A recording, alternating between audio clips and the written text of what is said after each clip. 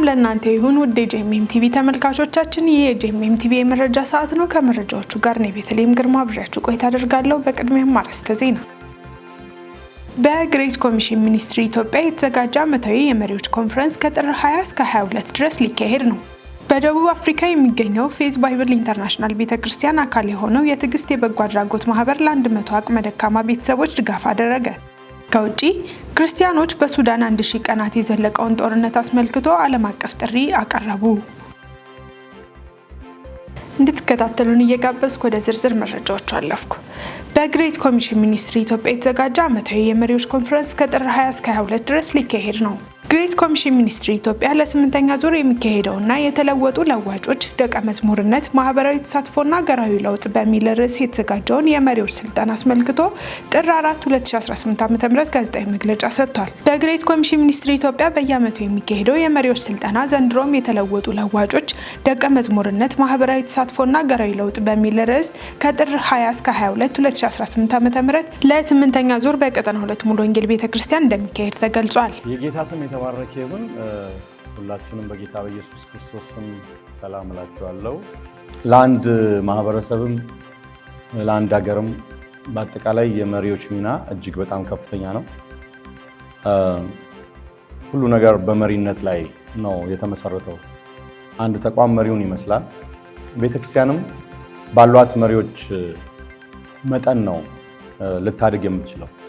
ስለዚህ ይህንን በመገንዘብ ግሬት ኮሚሽን ሚኒስትሪ ኢትዮጵያ ከተቋቋመበት ጊዜ ጀምሮ ለቤተክርስቲያን መሪዎችን ለማሳደግ የተለያዩ ስራዎችን ሲሰራ ነው የቆየው። ከነዚህ ጥረቶቹ አንዱ በየዓመቱ የምናደርጋቸው የቤተክርስቲያን መሪዎች ኮንፈረንሶች ናቸው። ላለፉት 8 ዙር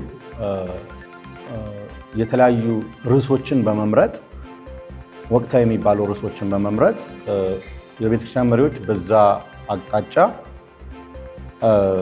እውቀት እንዲያዳብሩ፣ ግንዛቤ እንዲጨብጡ፣ እንዲወያዩ እናደርጋለን እና ባለፉት ዓመታት እግዚአብሔር በጣም ረድቶናል። ዘንድሮም እስከ 2000 የሚሆኑ መሪዎች በአዲስ አበባ ይሰበሰባሉ። በደቡብ አፍሪካ የሚገኘው ፌዝ ባይብል ኢንተርናሽናል ቤተክርስቲያን አካል የሆነው የትዕግስት በጎ አድራጎት ማህበር ለ100 አቅመ ደካማ ቤተሰቦች ከ300 ሺህ ብር በላይ የሚገመት ወጪ የዱቄትና ዘይት ድጋፍ አደረገ። በድጋፍ ፕሮግራሙ ላይ ተገኝተው ንግግር ያደረጉት የሀዲያ ዞን ዋና አስተዳዳሪ አቶ ማቴዎስ አንዮ አቅመ ደካሞችን መደገፍ ለተወሰኑ አካላት ብቻ የሚተው እንዳልሆነ አንስተዋል።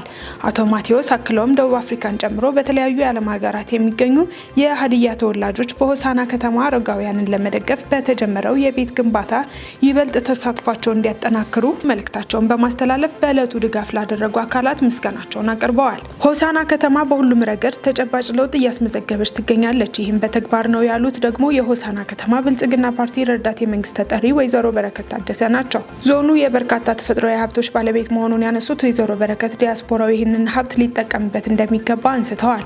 ቤተክርስቲያኒቱ ምዕመኑን በማስተባበር በኢትዮጵያ እንዲሁም ከኢትዮጵያ ውጭ በተለያዩ ሀገራት እንዲህ ያሉ በጎ አድራጎት ስራዎችን ስትሰራ እንደነበር የተናገሩት የፌዝ ባይብል ኢንተርናሽናል ቤተክርስቲያን ዋና መጋቢ ፓስተር ዶክተር ሳሙኤል ጌታቸው ናቸው። በደቡብ አፍሪካና በተለያዩ ሀገራት በርካታ ቁጥር ያላቸው የብሔሩ ተወላጆች እንዲህ ካሉ የበጎ አድራጎት ስራዎች በተጨማሪ የህብረተሰቡን የኑሮ ደረጃ የሚቀይሩ ቋሚ ስራዎች ላይ ቢሰማሩ የሚል መልእክታቸውን አስተላልፈዋል። በመጨረሻም ድጋፍ የተደረገላቸው የህብረተሰብ ክፍሎች ለተደረገላቸው ድጋፍ ምስጋናቸውን አቅርበዋል። ዘገባው የሀዲያ ቴሌቪዥን ነው። በአዲስ አበባ ከተማ ዝቅተኛው የሙቀት መጠን እስከ 1.4 ዲግሪ ሴልሺየስ ሊደርስ እንደሚችል ተገለጸ። በሚቀጥሉት 10 ቀናት ውስጥ ባለፉት 10 ቀናት የነበረው ቀዝቃዛማና ደረቅ የአየር ሁኔታ ተጠናክሮ እንደሚቀጥል የኢትዮጵያ ሜትሮሎጂ ኢንስቲትዩት አስታውቋል። የዘንድሮ የበጋ ወቅት በተለይም በበጋው ሁለተኛ የዝናብ ወቅታቸው በሆኑ የሀገሪቱ ክፍሎች መደበኛና ከመደበኛ በታች የሆነ የዝናብ መጠንና ስርጭት እንደሚኖራቸው መተንበዩን የኢንስቲትዩቱ የሜትሮሎጂ ትንበያ ቅድመ ማስጠንቀቂያ ምርምር ዘርፍ ምክትል ዋና ዳይሬክተር ዶክተር አሳምነው ተሾመ ተናግረዋል። በሚቀጥሉት 10 ቀናት ውስጥ የአዲስ አበባ ከተማ ዝቅተኛ የሙቀት መጠን እስከ 1 44 ዲግሪ ሴልሺየስ ሊደርስ እንደሚችል አመልካች መረጃዎች መኖራቸውን ዳይሬክተሩ ጠቁመዋል። በመካከለኛው ምስራቅ፣ በመካከለኛው ደቡብና በደጋማ ቦታዎች ላይ የሌሊቱና የማለዳው ቅዝቃዜ አልፎ አልፎ በሚኖሩ ቀናት ከ5 ዲግሪ ሴልሺየስ በታች እንደሚሆን የትንበያ መረጃዎች አመልክተዋል። በተጨማሪም በሰሜን ምስራቅ፣ በምስራቅና በደቡብ ምዕራብ የሀገሪቱ አካባቢዎች ላይ በተለይም በመጨረሻዎቹ ጥቂት ቀናት አነስተኛ መጠን ያለው ዝናብ ሊኖር እንደሚችል ዳይሬክተሩ አንስተዋል። ከህዳር አጋማሽ ጀምሮ የሌሊትና የማለዳው ቅዝቃዜ በተለያዩ የሀገሪቱ አካባቢዎች ሊጠናከርና ሊስፋፋ እንደሚችል ቅድመ ማስጠንቀቂያ ተሰጥቶ እንደነበር አስታውሰው ባለፉት 10 ቀናት የነበረው ደረቅና ቀዝቃዛማ የአየር ሁኔታ በአንዳንድ የሀገሪቱ አካባቢዎች አሁንም እንደሚቀጥል ገልጸዋል። የመረጃው ምንጭ መናኸሪያ ኤፍኤም ነው። ኢትዮጵያ የሜዲካል ቱሪዝም ስትራቴጂ ቀርጻ እየሰራች ትገኛለች ተባለ። በኢትዮጵያ የሜዲካል ቱሪዝም ስርዓት እንዲኖር ስትራቴጂ ተቀርጾ እየተሰራ እንደሚገኝ የጤና ሚኒስቴር አስታውቋል። የጤና ሚኒስትር ዴኤታ ፍሬሕይወት አበበ እንደተናገሩት በዓመት በአፍሪካ ደረጃ ለሜዲካል ለሪፈራል አገልግሎት ለሚደረግ የውጭ ሀገር ሕክምና ከ1 ቢሊዮን ብር በላይ ገንዘብ ይወጣል። በኢትዮጵያም ቀላል የማይባሉ የህብረተሰብ ክፍሎች ለውጭ ሀገር ሕክምና እየተላኩ ያሉበት ሁኔታ መኖሩን ጠቅሰው ኢትዮጵያ በቱሪዝም በማህበራዊና በኢኮኖሚያዊ ዘርፍ ትልቅ እይታ ያላት ከመሆኗ ባሻገር ትልልቅ ስብሰባዎች የሚደረጉባት መሆኗንም ተናግረዋል። ኢንቨስተሮች ወደ ኢትዮጵያ በሚመጡበት ወቅት ያለው የጤና አገልግሎት እነርሱን የሚመጥን ብቻ ሳይሆን ለዜጎችና ለአጎራባች ሀገራት ጭምር ዝግጁ የሆነ የሜዲካል ቱሪዝም ስርዓት እንዲኖር ስትራቴጂ ተቀርጾ እየተሰራ እንደሚገኝ ሚኒስትር ዴኤታዋ ጨምረው ገልጸዋል። ኢትዮጵያ ካላት መልክዓ ምድራዊ አቀማመጥና ምቹ ሁኔታ አንጻር በርካታ የአፍሪካ ሀገራት የኢትዮጵያ አየር መንገድን እንደሚጠቀሙ ሚኒስትር ዴኤታዋ ገልጸው የሀገር ውስጥ የሕክምና ስርዓትን በማጠናከርና ስታንዳርድን በማሟላት ለሜዲካል ቱሪዝም ዝግጁ ማድረጉን ጠቀሜታው የጎላ መሆኑን አንስተዋል። ዘገባው የዳጉ ጆርናል ነው። ተመልካቾቻችን አሁን ደግሞ ከውጭ ወዳገኘናቸው መረጃዎች አለፍኩኝ። ክርስቲያኖች በሱዳን 1000 ቀናት የዘለቀውን ጦርነት አስመልክቶ ዓለም አቀፍ ጥሪ ያቀረቡ። ዳንኤል አንተነህ ዝርዝር አለው። ከኤፕሪል 2023 ጀምሮ በሱዳን ጦርና በፈጥኖ ደራሽ ኃይሉ መካከል የተቀሰቀሰው የእርስ በእርስ ጦርነት 1000 ቀናት መሙላቱን ተከትሎም ክርስቲያኖች፣ የክርስቲያን የእርዳታ ድርጅቶችና የዓለም አቀፍ ማህበረሰብ ሱዳን እንዳትረሳ በማለትም አስጠንቅቀዋል። ወርልድ ቪዥን፣ ክርስቲያን ኤድ እና ካፎድ ከ33 ሚሊዮን በላይ ሰዎች አስቸኳይ ሰብአዊ እርዳታ እንደሚያስፈልጋቸውም አስጠንቅቀዋል። ግጭቱ ከተጀመረ ጀምሮም ሀገሪቱ በከፍተኛ የውስጥ መፈናቀል፣ ሁከትና የመሰረታዊ አገልግሎቶች እጦት ውስጥ መሆኗም ተገልጿል። 97 በመቶ ህዝቧ ሙስሊም በሆነባት ሱዳን ውስጥም የክርስቲያኖች ቁጥር ጥቂት ከመሆኑ ጋር ተያይዞም ጫና ይደርስባቸው እንደነበረም ተጠቅሷል። ወርልድ ቪዥን ቀውሱን በዓለም ከከፋ ሰብአዊ ቀውሶች አንዱ ሲልም ገልጾ በተለይም በሴቶችና ልጃገረዶች ላይ የሚፈጸሙ ጥቃቶችም እጅግ አስከፊ መሆናቸውንም አመላክቷል። የክርስቲያን አውታር መረብ ሳት7 እንደዘገበው ከሆነም በሱዳን ውስጥ የሴት ልጅ ግርዛት በስፋት በመስፋፋቱም 85 በመቶ በላይ ልጃገረዶችም ሰለባም ሆነዋል። በሱዳን እስከ 80 በመቶ የሚደርሱ ሆስፒታሎች አገልግሎት መስጠት እንዳልቻሉ ሲገለጽም ወደ 2/3 የሚጠጋ ህዝብም የጤና አጠባበቅ እንደማያገኝም ተገልጿል። ከ21 ሚሊዮን በላይ ሰዎች ከፍተኛ የምግብ ዋስትና እጦት የተረጋገጠባቸው ሲሆን ይህም ሱዳንን ወደ ዓለም አቀፍ ትልቁ የምግብ ቀውስም አስገብቷታል። የሱዳን ወርልድ ቪዥን ኦፕሬሽን ዳይሬክተር ኢኖስ ሙጋቢ ሁኔታውን ፍጹም አሳዛኝ ያሉም ሲሆን ልጆችና ቤተሰቦቻቸው ከግጭት አካባቢዎች በአስቸኳይ እየሸሹ ነውም ተብሏል። የክርስቲያን በጎ አድራጎት ድርጅቶች ለተፈናቀሉ ቤተሰቦች በምግብ በውሃና መጠለያ ድጋፍ እየረዱ ቢሆንም በዓለም አቀፍ እርዳታ ላይም የተደረገው የገንዘብ ቅነሳም ስራቸውን እጅግ ፈታኝም አድርጎታል። በሚያዝያ ወር ግጭቱ 3 ዓመት የሚያስቆጥር ሲሆን የበጎ አድራጎት ድርጅቶችም በጋራ የተፈረመ አቤቱታው ወደ እንግሊዝ መንግስት ዳውኒንግ ስትሪት ለማቅረብም በዝግጅት ላይ እንደሚገኙም በዘገባው ተመላክቷል። ዘገባው የክርስቲያን ፕሪሚየር ኒውስ ነው። በተያያዘ ዜና የሱዳን መንግስት ከ2 ዓመት በኋላ ከፖርት ሱዳን ወደ ካርቱም ተመለሰ።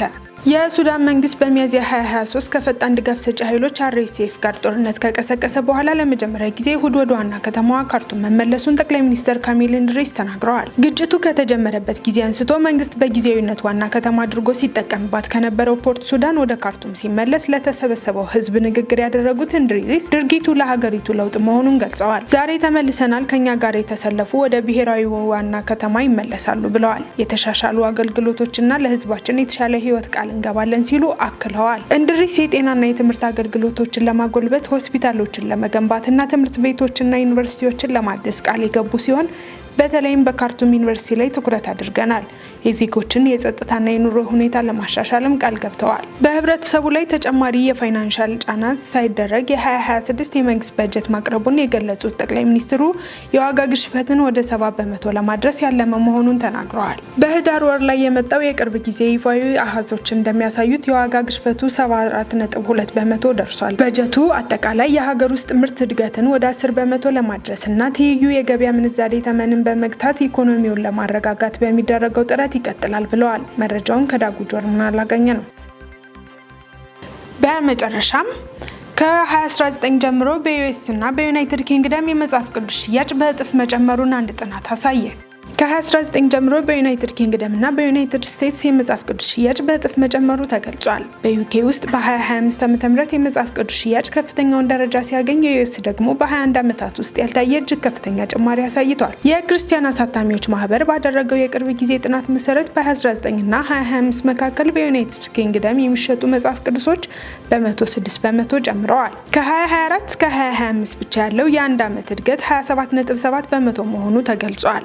በዩኬ መጽሐፍ ቅዱስ ሽያጭ እንደ አውሮፓውያን አቆጣጠር በ2019 ከ2.6 ሚሊዮን ፓውንድ ወደ 6.3 ሚሊዮን ፓውንድ በ2025 ከፍ ብሏል።